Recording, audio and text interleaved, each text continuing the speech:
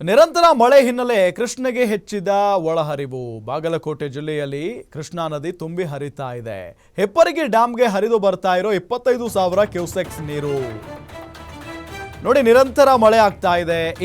ಈ ಹಿನ್ನೆಲೆಯಲ್ಲಿ ಕೃಷ್ಣಾ ನದಿಗೆ ಅತಿ ಹೆಚ್ಚು ನೀರು ಹರಿದು ಬರ್ತಾ ಇದೆ. ನಿರಂತರವಾದಂಥ ಮಳೆಗೆ ಬಾಗಲಕೋಟೆ ಜಿಲ್ಲೆಯಲ್ಲಿ ಕೃಷ್ಣಾ ನದಿ ತುಂಬಿ ಹರಿತಾ ಇದೆ.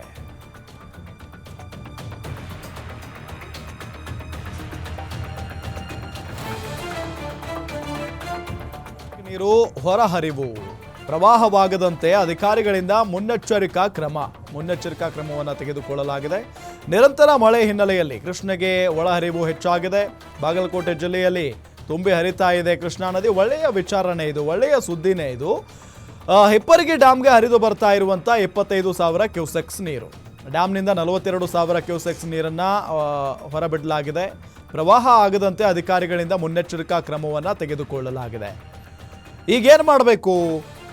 ಆ ಕೃಷ್ಣಾ ನದಿಯ ತೀರದಲ್ಲಿ ವಾಸ ಮಾಡ್ತಾ ಇರುವಂಥ ಜನ ಎಚ್ಚರಿಕೆಯಿಂದ ಇರಬೇಕಷ್ಟೆ. ಯಾಕೆ ಅಂತ ಹೇಳಿದ್ರೆ, ಈಗ ನಿರಂತರವಾಗಿ ಮಳೆ ಸುರಿತಾನೇ ಇರುತ್ತೆ. ಹಾಗಾಗಿ ಡ್ಯಾಮ್ನ ಓಪನ್ ಮಾಡ್ತಾನೆ ಇರ್ತಾರೆ. ನದಿ ನೀರು ಹೆಚ್ಚಾಗಿ ಹರಿಯುವಂಥ ಸಾಧ್ಯತೆ ಇರುತ್ತೆ.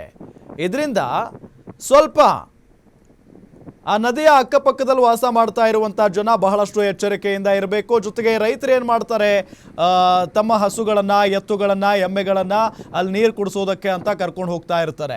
ಅದು ಕೂಡ ಆಗಬಾರದು ಈ ಸಂದರ್ಭದಲ್ಲಿ. ಯಾಕೆ ಅಂತ ಹೇಳಿದರೆ, ಭಾಳ ರಭಸವಾಗಿ ನದಿ ಹರಿತಾ ಇರುತ್ತೆ. ಇಂಥ ಸಂದರ್ಭದಲ್ಲಿ ಯಾಕೆ ಬೇಕು ಅಲ್ಲಿಗೆ ಹೋಗೋದು? ಸುಮ್ಮನೆ ತೊಂದರೆಗೂ ಒಳಗಾಗಬಾರ್ದು ಅಷ್ಟೇ. ನೋಡಿ, ಒಳ್ಳೆಯ ಒಂದು ವಿಚಾರನೇ ಇದು. ಆ ಭಾಗದ ಜನರಿಗೆ, ಬಾಗಲಕೋಟೆ ಭಾಗದ ಜನರಿಗೆ ನದಿ ತುಂಬಿಬಿಟ್ರೆ ವರ್ಷಾನುಗಟ್ಟಲೆ ಅವ್ರಿಗೆ, ರೈತರಿಗೆ ಹೆಲ್ಪ್ ಆಗುತ್ತೆ. ಈಗ ಆರಂಭದ ಮಳೆಯಲ್ಲೇ ನದಿ ತುಂಬಿ ಹರಿತಾ ಇರೋದು ಒಂದು ಒಳ್ಳೆಯ ಸಂಗತಿನೇ ಇದು. ಇನ್ನೂ ಬಹಳಷ್ಟು ಮಳೆಗಾಲ ಬಾಕಿ ಇದೆ. ಇನ್ನೂ ಬಹಳಷ್ಟು ತಿಂಗಳು ಮಳೆ ಆಗೋದಿದೆ. ಆರಂಭದಲ್ಲೇ ಈಗ ಕೃಷ್ಣಾ ನದಿ ನೀರು ಇಷ್ಟರ ಮಟ್ಟಿಗೆ ಬರ್ತಾ ಇದೆ ಕೃಷ್ಣಾ ನದಿಗೆ ಅಂತ ಅಂದರೆ ಒಳ್ಳೆಯ ವಿಚಾರನೇ ಇದು.